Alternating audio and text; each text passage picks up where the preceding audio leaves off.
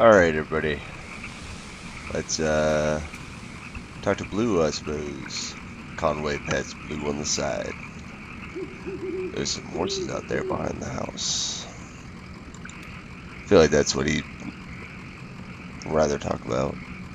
Remember the horses you and Lysette and Ira had? I miss them sometimes. The horses.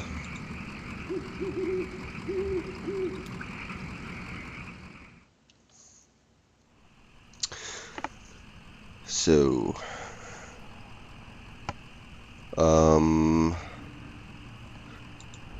let's just drive around. See what else we find. The sign in front of the building just reads, Museum. The lights are off, but the front door is open. Conway steps through the museum's doors. A few feet inside the museum doors, the ambient sound of the highway drops sharply away. The room is cold, dark, and still. A book lies open on a table in the center of the room. An open hallway extends to the left. Large glass doors bar the path ahead. Let's look at the book. There's no title on the book's spine or cover. A three-word phrase written in pencil on the first page is smudged and indecipherable. On the first page, someone has left an ink drawing of a horse. Several dozen blank pages later, at the end of the book, is an elaborate ink drawing of a one-legged man working an antique adding machine surrounded by whiskey bottles.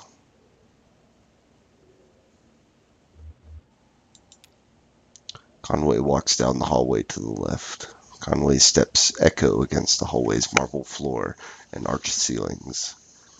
Plexiglass boxes line the walls.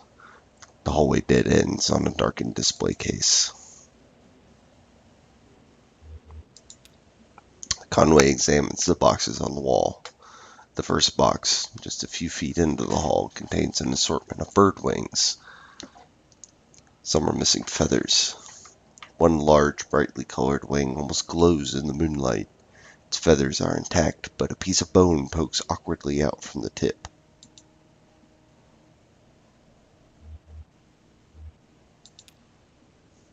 Conway examines the darkened display case. The display case is several yards wide, but just a few feet off the ground. It's unlit, and back in this corner of the dark museum, very little moonlight creeps in. Gold-plated plaque on the surface of the case is a bit easier to read. It recounts a short history of fowl hunting in the region, and then speculates abruptly about the nature of addiction.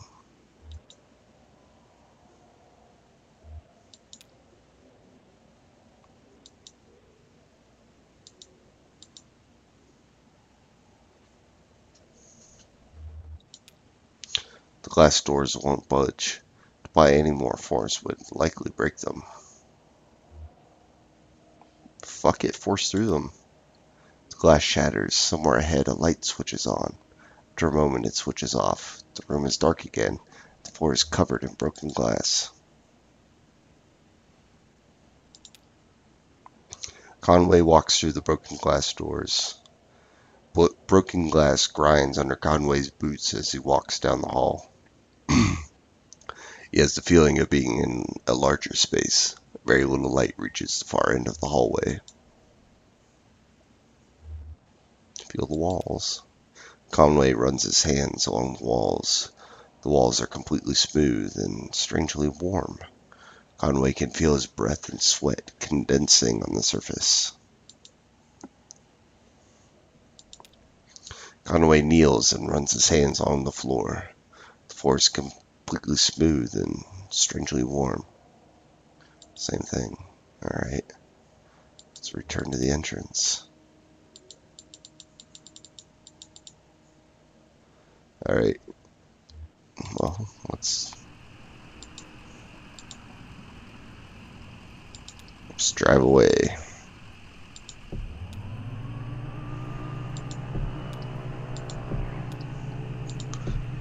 I know where I'm going, but last time I sort of just motored through this, so apparently there's a bunch more stuff you can find along the way. I'd like to kind of see some of those. Like, I didn't see that museum thing the first time through.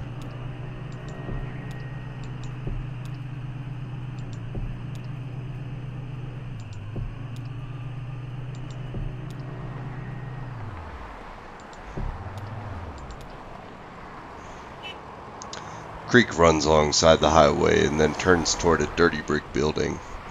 Grinding drone from within the building is faintly audible from the interstate. Floodlights on the lawn illuminate smokestacks. The edge of the building's parking lot, a large sign, partly obscured by trees, reads, Artificial Limb Factory.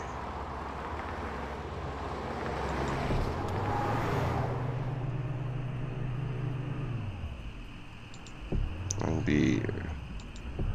Yes. That's where I need to go, so... Act 1, Scene 3. Elkhorn Valley.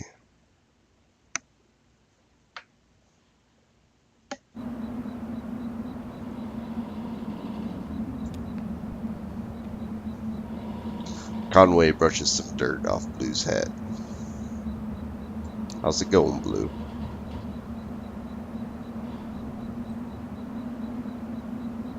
Zero's doing that thing again. Not sure that lady was right about the on-ramp to the Zero being here.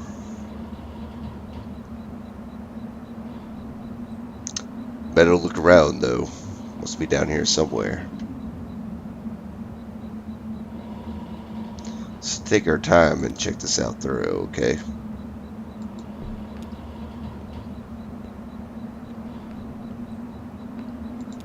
Entrance. That dog looks sick.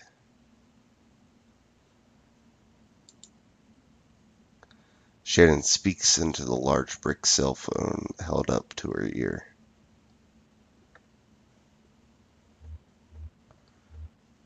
It's $200 for 2 weeks. Inaudible.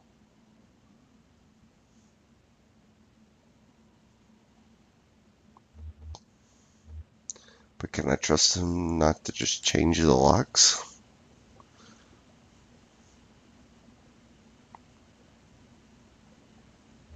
Yes, and I appreciate that, but...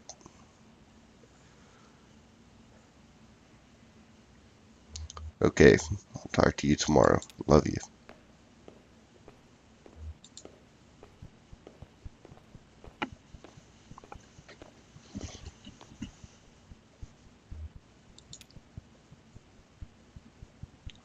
Excuse me, ma'am. I saw the light was on, and I'm looking for the on-ramp, too.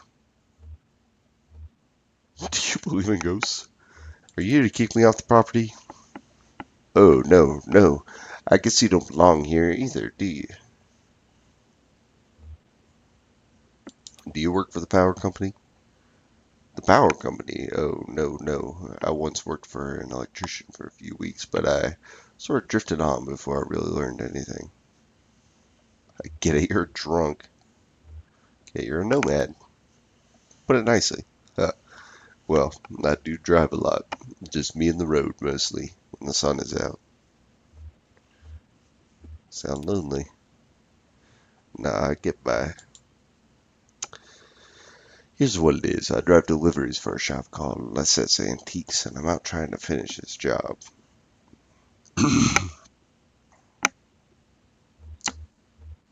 What kind of stuff are you hauling? Antiques. Good stuff. Lysette has a sharp eye for the little good it's done her lately. You know, just one recession after another. Everybody's selling their old stuff cheap, but nobody's really buying. I have a delivery for 5 Dogwood Drive, and I can't remember ever seeing that address before. Now I heard I need to take a highway called the Zero. So I met this young lady named of Weaver Marquez, and she sent me this way, and so here I am. Uncommon kind of place for an on-ramp, but that's what it's been like so far anyway with... What? Weaver Marquez, do you know her? So you saw her tonight. I know Weaver. She's my cousin. I'm Shannon Marquez. Oh, you're the one who fixes televisions. That's right. She tell you that too? Of course she did. Weaver doesn't lie. One time, when we were younger, she told me my dad had been in a terrible car wreck. There was crushed metal everywhere, and we'd be hearing it echo through the house for years, she said. I was very upset, crying, and then my dad walked in the door. Just come back from a trip to the junkyard collecting scrap metal to fashion into wind chimes. I was angry, but she said it wasn't a joke, and it wasn't a lie. At the time, I thought she meant it was a riddle or a puzzle. But Weaver's not a puzzle. She's a mystery. So maybe the zero is down here somewhere. Maybe it is. Well, I won't mind the company. I've got business down here myself. I talked to Weaver earlier this evening, too. Or anyway, she talked to me. It's hard to tell if she's listening sometimes. Weaver told me I had to come down here to the old Elkhorn mine. She said I'd find something I've been looking for. What are you looking for? I'm not exactly sure. I have a few ideas. I'll know it when I see it. It's not such a bad thing, you showing up now. All told, I'd rather not go down there alone. Your dog should stay up here, though. It's no place for a dog. This is an old mine. It runs pretty deep and tangled. If we're going to go down into it, find your on-ramp or whatever else, we've got to keep our bearings. I don't want to get turned around. I've got some gear here to measure conductivity, frequency response, stuff like that. Maybe we can find a way to put a signal out ahead and do some analysis and figure out what kind of topology we're up against. Topology. Okay. Topology. That's the science of continuous space, my friend. The way this twisted maze of passages fits together.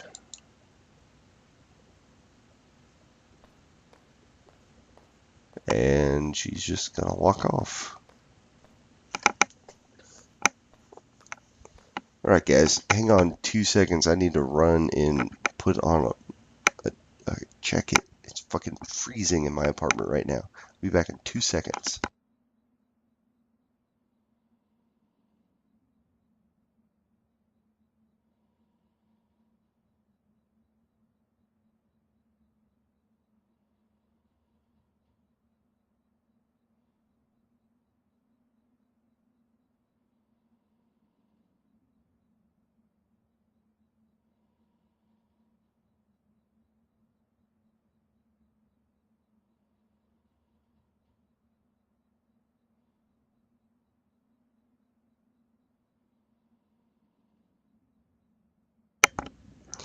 Alright, I'm back. Sorry about that.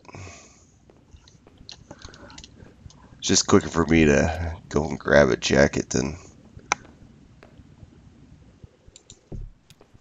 turning up the air. Just turn off the air conditioning if I wanted to, but PA.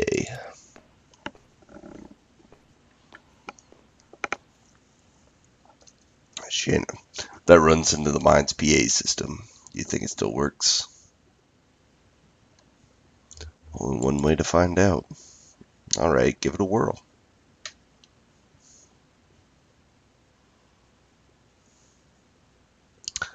Is anybody down there? Nothing. Oh, there's no power. Yeah, okay. Even when this old mine was up and running, it was tricky to keep stuff powered. You know, the miners used to have to pay just to run the fans and the lights. Yeah, they got paid in these shitty plastic tokens. Coal script, you know. And if you want to run the fans for a bit to clear the air up, well, you had to put the token in. My parents used to work here. So did Weaver's parents. Guess a lot of folks' parents worked here.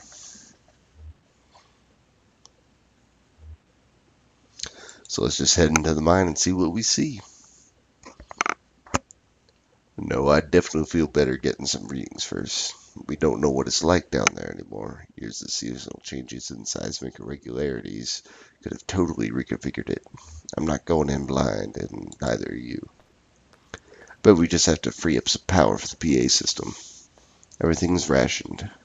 Here, set up that lamp of yours, and I'll go unplug these ceiling lights.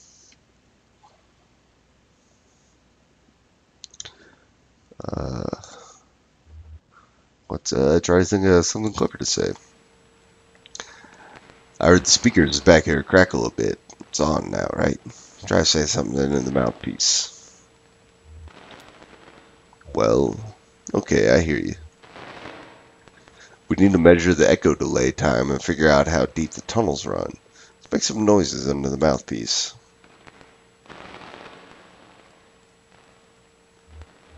I'll tap the mouthpiece.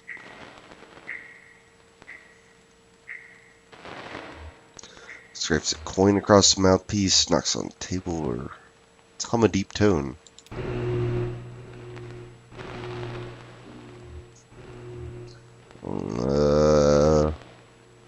Whistle.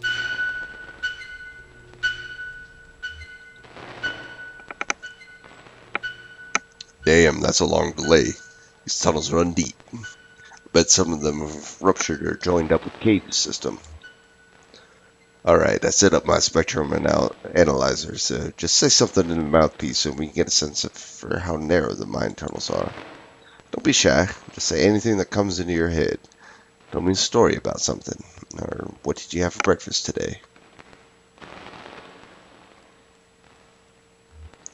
Here's a story. I used to work doing roof repair.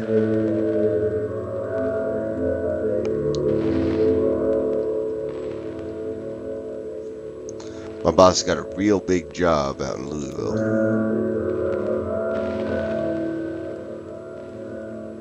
Should have taken us an hour to get there.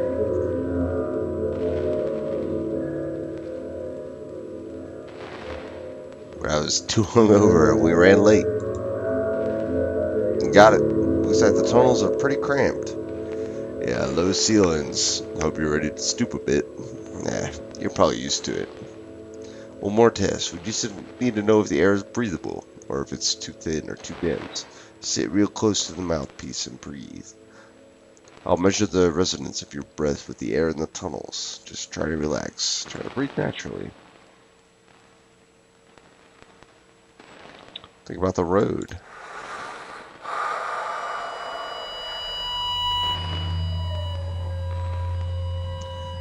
I remember a moment when I was younger.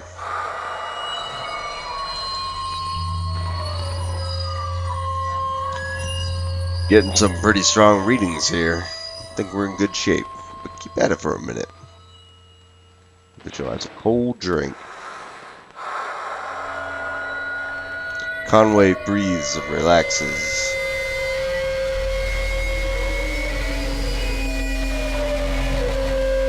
Holy shit. That's awful.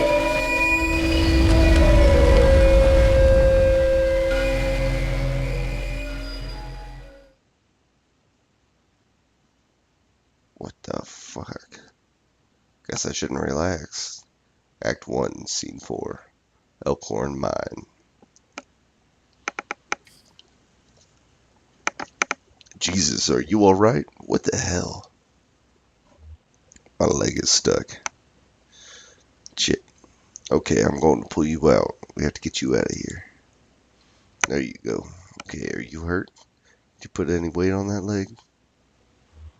It's fine. Just try to stand up. Careful. I'm right here. Damn. Don't worry, I've got you. That leg is in bad shape. Here, let's get you onto the tram. There you go. Now let's see if this thing has power. Well, okay, there's some luck, right? Should be able to ride this tram right out of one of the auxiliary exits. There aren't any. I think there are. What about Weaver? We'll just find the exit and then figure out what to do from there. That's our first priority. So, the controls are over on your side. Let's get moving.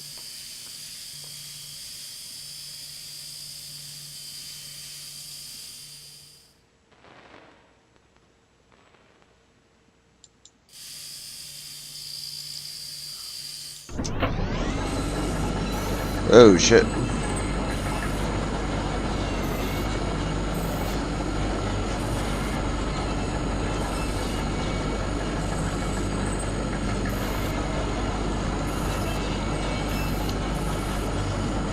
This is fucking creepy.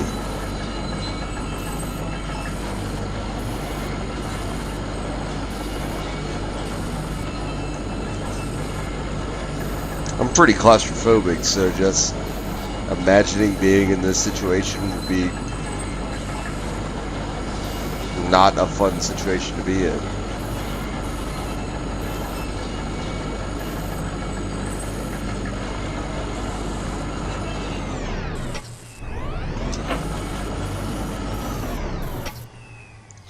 Oh, here we are. It may be hard to believe. It's hard for me to believe myself, but this whole branch was underwater last I heard. Is it safe? I guess so. Said they finally drained it. Or maybe it just drained off on its own. The water came in pretty fast, and a lot of folks got trapped in the tunnels. I only heard parts of how it went from there. Sanitized for the bereaved. You know how these big companies are. But there was gossip, too. Trapped miners couldn't get the pumps going because the power was rationed. So they shut all the lights off, but even then it wasn't enough. So I guess it was dark, and when you lost people down here, didn't you? We all lost people down here. Well, not all of us, but most of us. It doesn't matter now. Look, this old turntable is still wired up. The controls are dead, but I can use my signal generator to switch tracks. The water hasn't damaged it too much. Or we can just keep heading down this tunnel. All this junk hanging up around the turntable is from the company store. Just junk, you know. The miners will buy it and use it to decorate the place, or as landmarks, I guess. Hard to know which way is which down here. It's all so dim and gray. Shannon connects two clip leads from her signal generator to the turntable's electrical panel. We're on the track between the animal bones and the rowboat, so...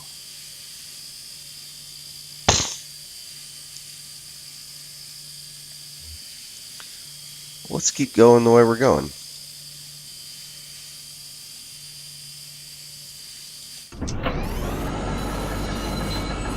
We'll head back here eventually.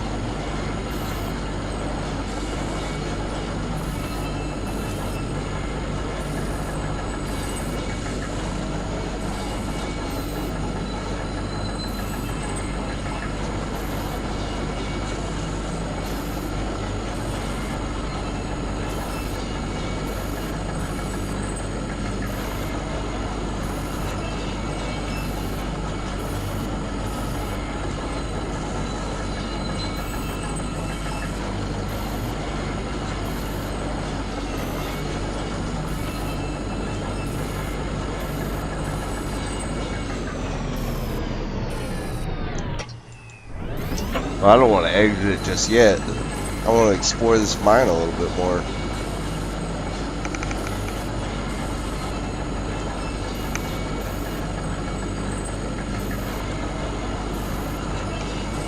That's creepy.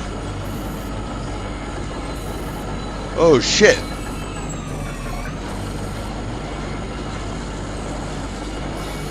I'm keeping the light on. Fuck that.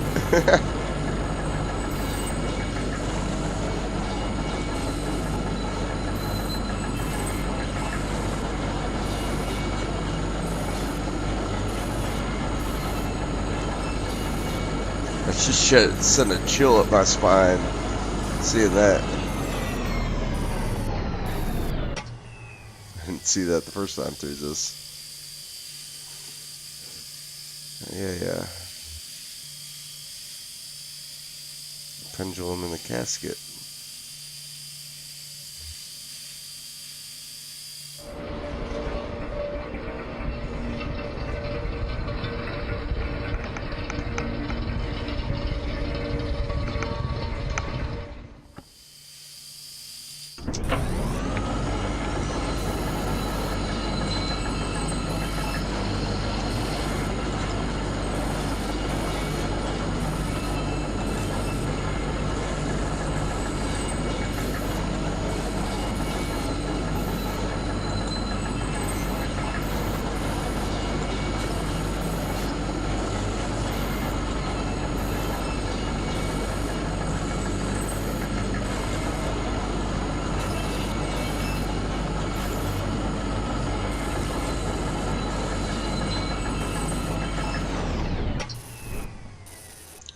A dusty reel-to-reel tape player is stashed beneath the track, loaded with tape but starved for power.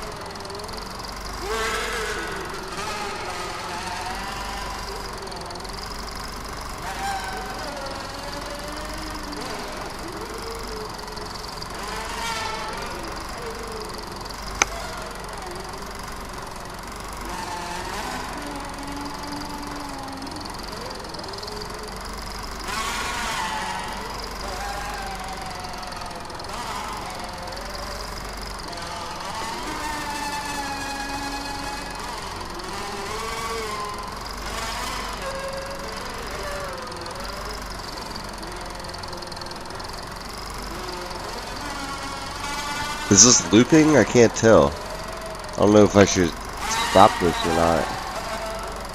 I'm just gonna stop it. Oh, I didn't know those were still down here. What was that? Look, there's a tape player down there.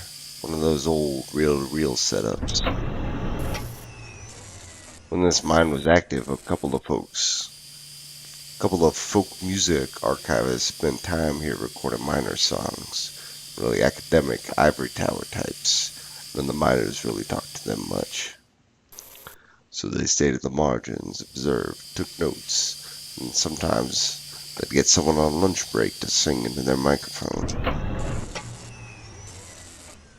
Then I guess the power company got some kind of interest in the project and gave the archivists some coal script tokens to pay the miners with for their songs.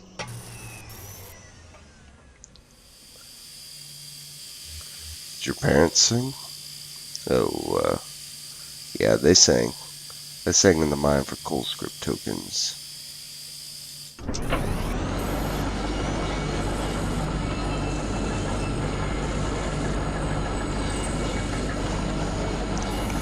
I'm thinking her parents probably were those archivists.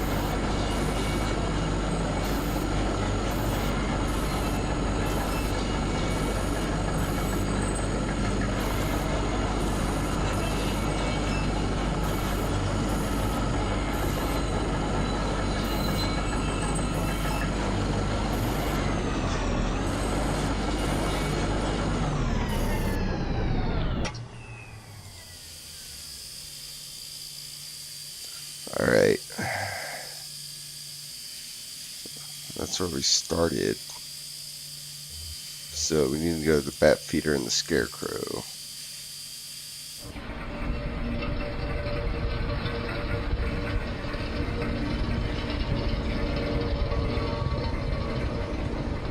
Why they would need a scarecrow down in a mine is beyond me, but I guess like she said, they were just making landmarks.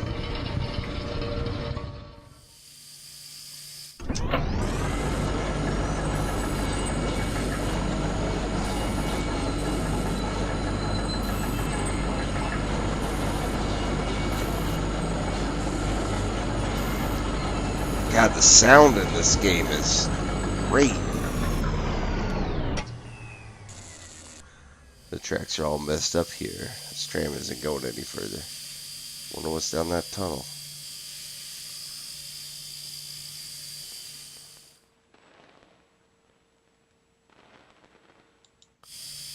Guess nothing. Well, let's get that fudge out of here. Cause this place is creeping me the shit out.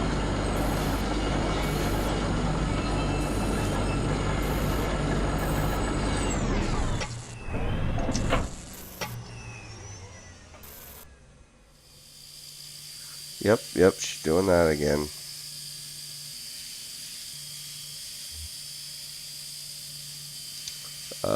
The exit was the animal bones in the rowboat, I believe.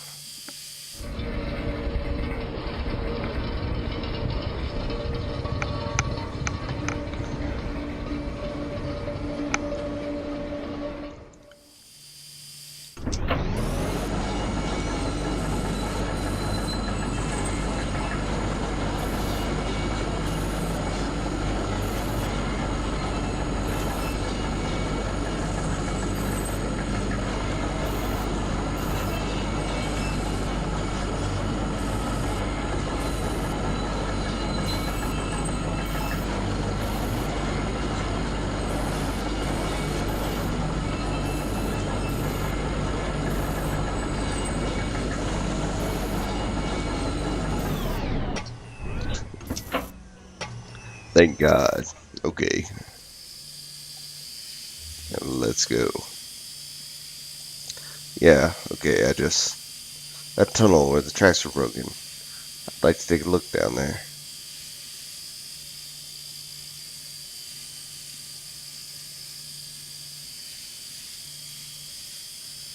That's pretty much the same thing, but if Conway says it, he seems like more of a stand-up guy, so do whatever you need. I'll just wait for you here. Thanks. I'll be right back. You're gonna walk through those fucking dark-ass tunnels by yourself? You are batshit crazy, woman. Birdcage. Paper tag hangs from the birdcage by a string. Canary 25 tokens. Canaries sold at the company store. They also sell respirators. No bones in the cage. The bird must have been set free. Maybe the cage was cleaned. There are cardinals at the Louisville Zoo and other birds. Ostriches, eagles, emus. No canaries. Too common? Too small, maybe. They have starlings. Starlings aren't much bigger than canaries.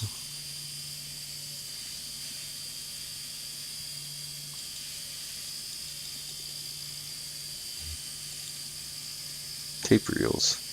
A pile of tape reels is jammed into the top of the tram. They must have been thrown on in a rush. The reels are unlabeled.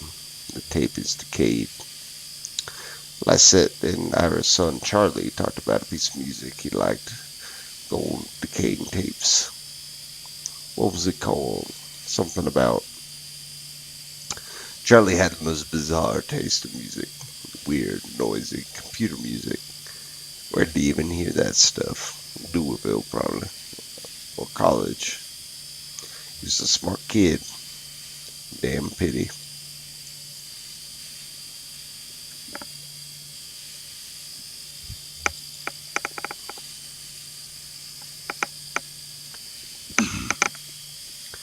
Notebook at the top of this dusty stack is labeled in black marker. The label is dusty and smudged, but it looks like it might say horses.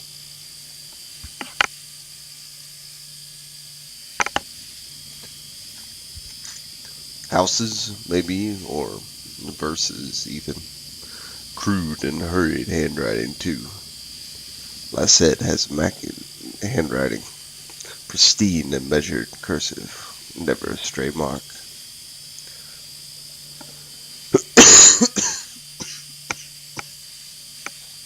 For the last several months, she filled out the receipts for each order. Since that young couple complained about the handwriting on the order slip. It's carbon paper anyway, it's bound to wear away over time. If they're so precise about their records, they should put it on the computer anyway.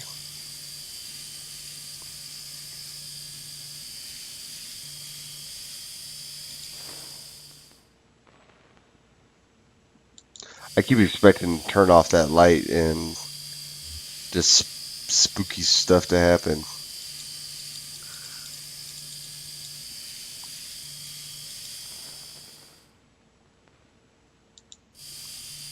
Guess she's not coming back.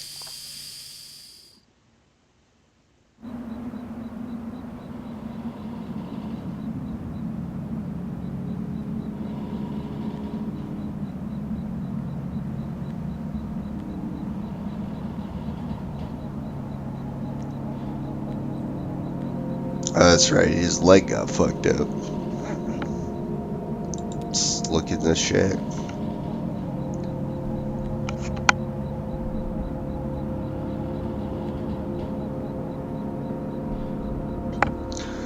The cramped shack is lined with wooden shelves. Dusty stacks of tape reels and notebooks crowd the room, but a bit of moonlight filters through a window near the ceiling. On a small desk in the middle of the room lay 3 notebooks. The red one is labeled J. Marquez, the green one is labeled R. Marquez, and the blue one is unlabeled.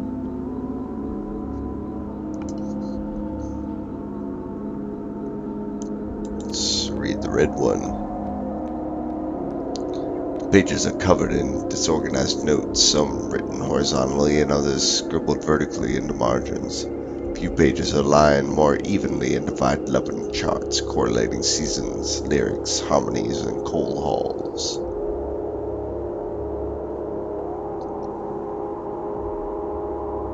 Open the green notebook. On each page is a delicately rendered charcoal drawing, most portraits of rugged faces. Near the middle of the book, there are a few drawings of a young girl in a miner's helmet. She plays along the minecart tracks, collecting pieces of wire. In one drawing, another young girl sits nearby, intently studying a book.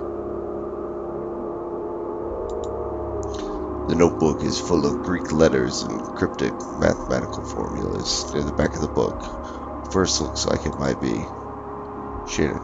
Oh yeah, this place. These notebooks are labeled Marquez. Your parents are the archivists? No.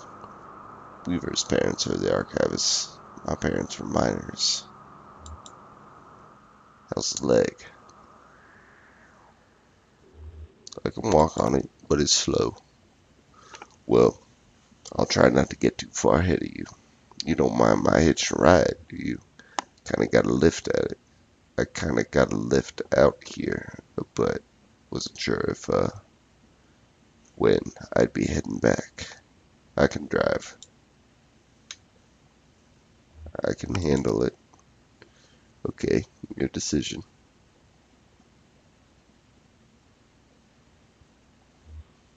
I still need to find the zero. Well, it's like I told you, Weaver doesn't lie. She sent you here to find your on-ramp. This is where you should be looking. Maybe you just weren't listening closely enough. And that's not exactly what she said. I saw Weaver at my workshop. That's up north by Lake Nolan. Right at Wax and Panoa.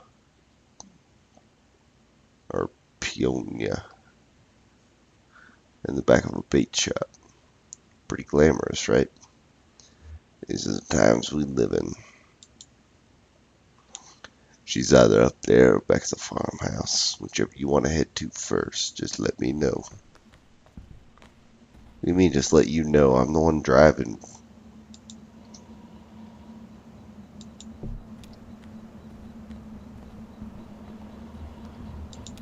I need to talk to Blue. Conway stands solemnly in front of Blue.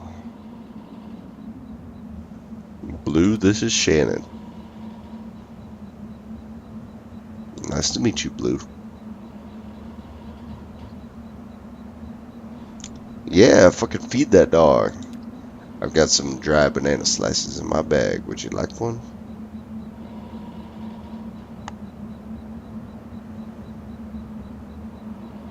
Take care of your friend here. There's more where that came from.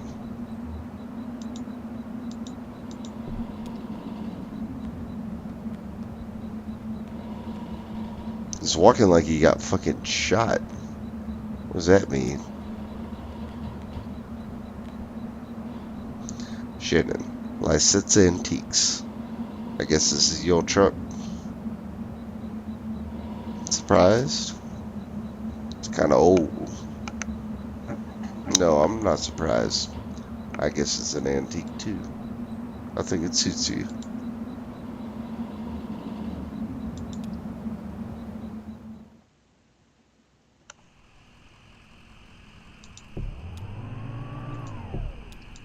Let's drive around and see what we find. There's not too much left in this act, from what I remember. Can't go over there.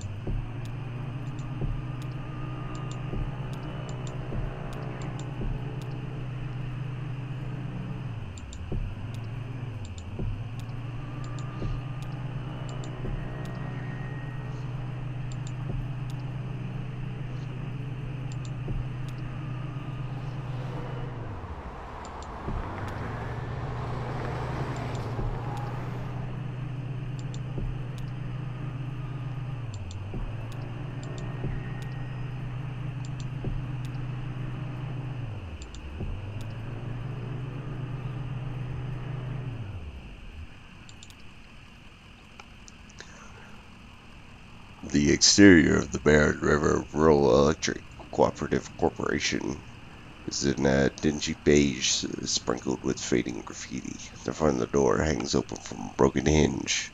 The windows are dark. Conway looks in a window. The windows are too dirty to see anything inside but a few dim shapes, furniture maybe, or livestock. Conway steps through the front door. The room feels empty with no furniture other than the built-in front desk, host to a disconnected telephone and a few empty beer cans. Meandering lines of color have been spray-painted along the walls. Behind the desk, a hallway leads into darkness.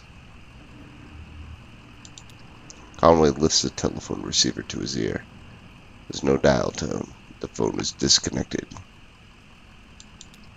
Conway closes his eyes. With the phone pressed close to his ear, Conway can hear a thin, quiet roar, like the ocean or the highway. Conway steps into the hallway. The hallway passes several smaller office doors. It quickly disappears into darkness.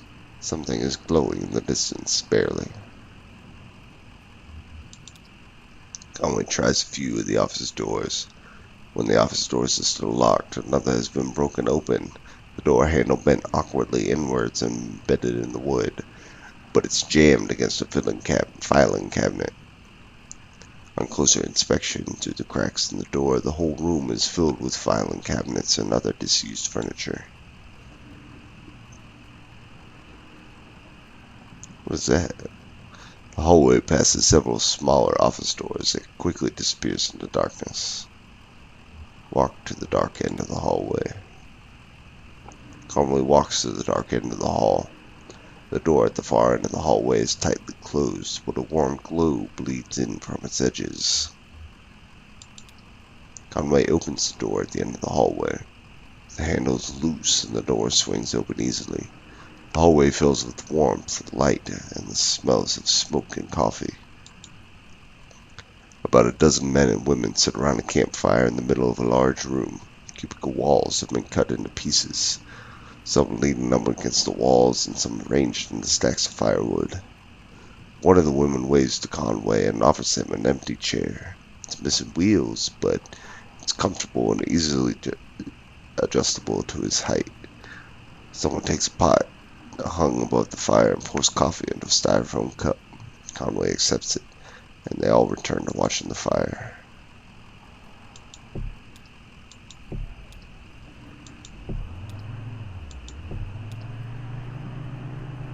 This game has such good writing. That's all I need from a game is good writing. I don't care how shitty the gameplay is. Not to say that this has shitty writing or gameplay, but I can play anything as long as it has good writing. The diner doesn't appear to have a name. A vinyl banner slung above the door simply reads 24 hours. It only has one window behind which the blinds are tightly closed. Conway tries the door. The door swings open easily. Bell rings nearby. The interior of the diner is pitch black. Wait a moment to adjust to the darkness. Conway stands in the doorway, waiting for his eyes to adjust. A bit of errant light from the nearby highway creeps through the door, and gradually Conway is able to make out a few figures inside. Two old men in trucker hats sit in a corner booth with a checkers board sitting on the table between them. A young woman standing behind the counter in an apron must be a waitress. The cook stares blankly from the kitchen. The door slams shut and the room is dark again. Sit down on the counter. Conway walks in the direction of the counter. Hits his knee on something hard and metallic. Winces quietly and then carefully finds his way to a stool. He places his hand on the counter. Another hand, a young woman's, rests itself on his. She guides his fingers to a laminated menu. Conway closes his eyes, opens them, maybe closes them again. Impossible to differentiate. A cup of coffee would do it. Black, oily even, hot, familiar diner coffee. Conway runs his hand down the menu. The surface is uniformly flat and slick with condensation. He feels a warm hand against his cheek and freezes. Her fingers run across the stubble of his chin. He feels like apologizing. She leans forward, and so does he. Creepy.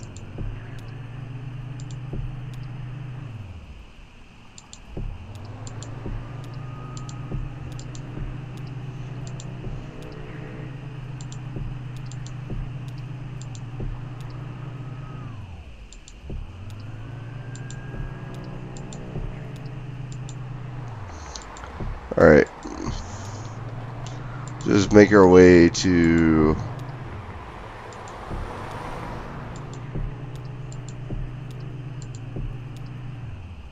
guitar player. A young man in gray stained clothes sits by the side of the road. He's playing a worn guitar. To his left is a blue bug, and to his right a withered dog. At the dog. The dog closes its eyes and pretends to be asleep. The young man strums absently on the guitar, hums tunelessly, and occasionally mumbles a word. Put $1 in the cup. Conway pulls a wrinkled dollar bill from his back pocket and puts it in the young man's cup. The young man stops playing, pulls the wet dollar bill out of his whiskey, and hands it back to Conway. Oh man, that's great.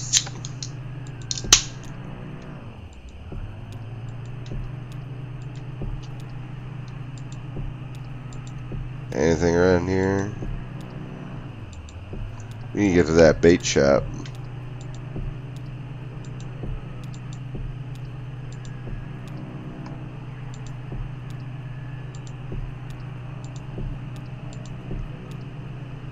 Airplane.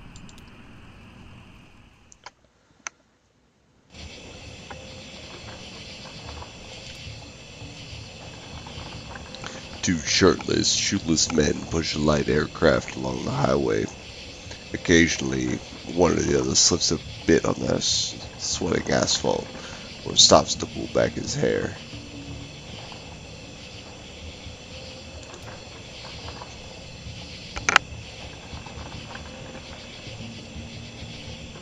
These men are nearly broken. The rubber is almost worn away. Soon, these men will be dragging this airplane.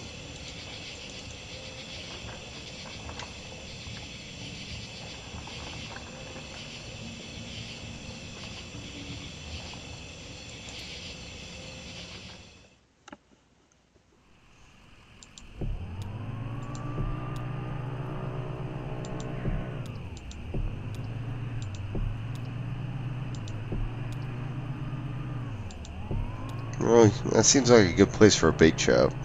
Down around this lake, but there it is. Conway and Shannon pull into the bait shop parking lot. Vaulted above the road on a thin steel bar, a handwritten sign reads, "Live bait, minnows small and also large for stripers, night crawlers, chips of beer." Green flyer hangs loosely from a bit of masking tape at eye level. To the shop's right, a dirt parking lot sprawls unevenly in the grass and then eventually trees. The bait shop is closed. Enter the side door to Shannon's workshop. Conway and Shannon walk. The walls are lined with cheap metal shelves and loaded precariously with vacuum tubes, awkwardly shaped metal casings, coffee cans full of electronic components. Shannon leads Conway to the back of the room where a few TV sets in various states of disassembly are set up on a rough wooden table. She flips the switch on the power strip they're all plugged into, and TV sets tremble to life. Conway watches the TV sets. A ghostly white wobble flickers along one screen in a rhythmic pattern. Another is just snow. A third, a small security monitor in the middle of the table, is oscillating between different shades of black. Conway asks Shannon where she saw Weaver. Shannon points to a small security monitor on the table. The image on the screen is just black, but it seems to be fading slowly, almost imperceptibly, between different shades of black.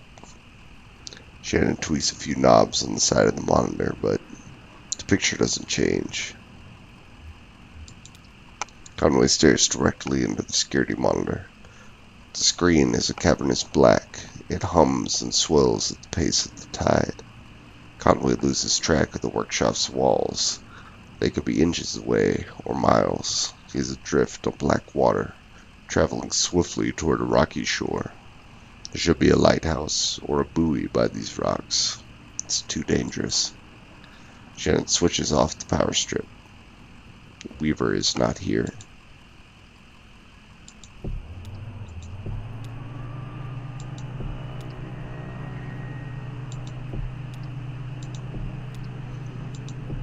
Guess that means she's back at the farmhouse.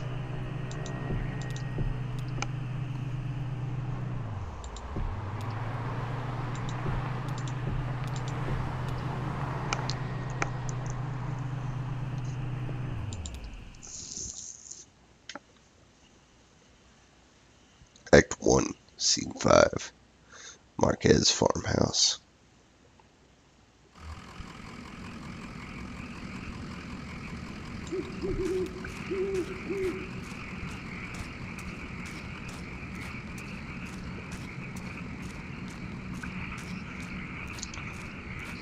It's not going quite so quickly this time.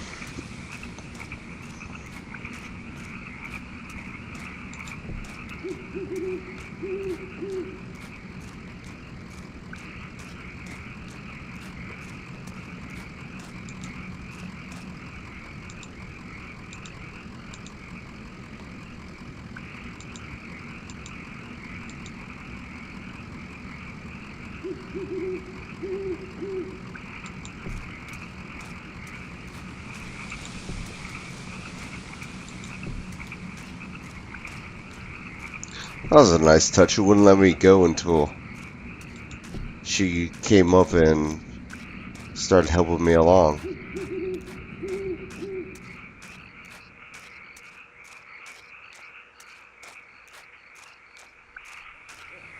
There's nobody buried here, you know. It's decorative, I guess. Or it's art or something. I don't know. What are the names? The headstones. Novakowski. Padilla. I don't know those names. Maybe the people who lived here before. I know when they bought this property, it already had a house and everything.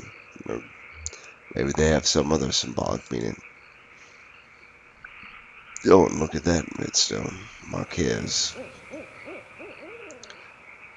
I used to think that was from my parents. Now, I don't know.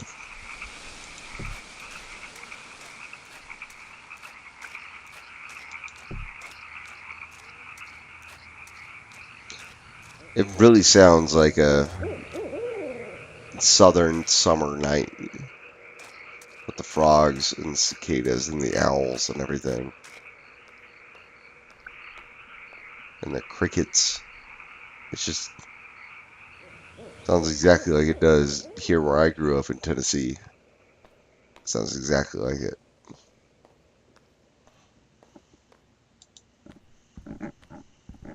Oh, let's come back and look at this sink. For whatever reason. An abandoned spiderweb stretches across the bottom of a saucepan. The skillet is seasoned with dust. So, this is where she was. Yeah, it makes sense. This was where Weaver and her parents lived.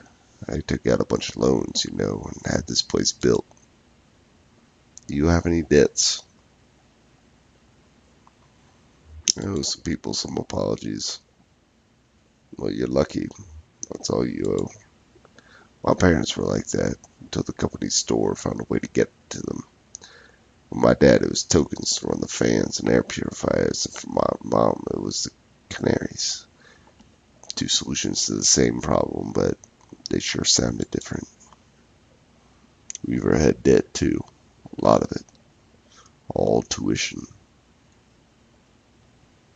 She said she was a mathematician or something. Yeah, she studied some esoteric stuff about something about using math to translate between Spanish and English. I think eventually Weaver put those math skills to work on all the red numbers in the family checkbook and got a clear sense of just how hopeless their situation was. So she left. I guess she just drove away in the middle of the night. They woke up in the morning and the car was gone. Never came back. Until tonight. I'm not gonna lie, I'm getting goosebumps playing this.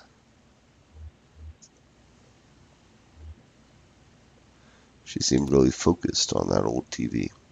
No, that's not something you see every day. That old TV right there, well, that is a damned antique for you. I I had a model like that in the shop once, but I had to sell it off to make rent. Most painful decision I ever made. Say, do you mind if I open it up? Looks like the dials are all corroded. The screen is leaking light a bit. Come on, I bet Lysette would never forgive you for letting a specimen like that fall into disrepair.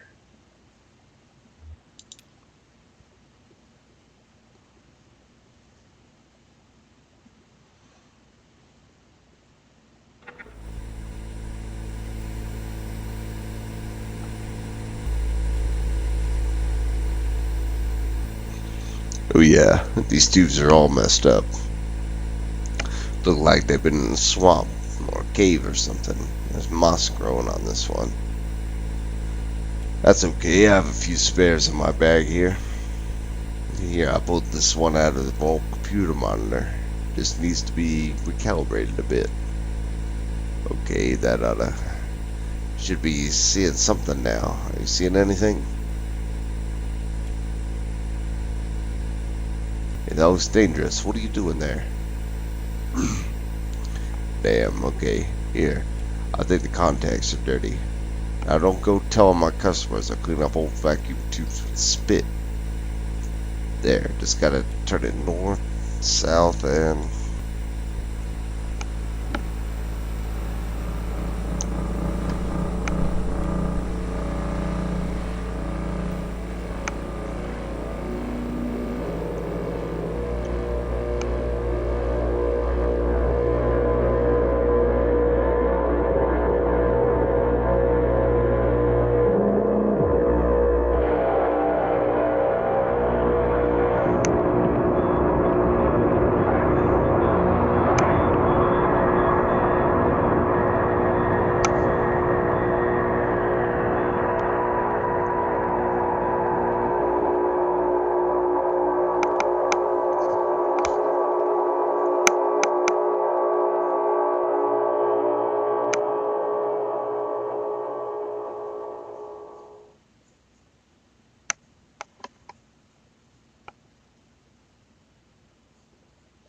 End of Act 1.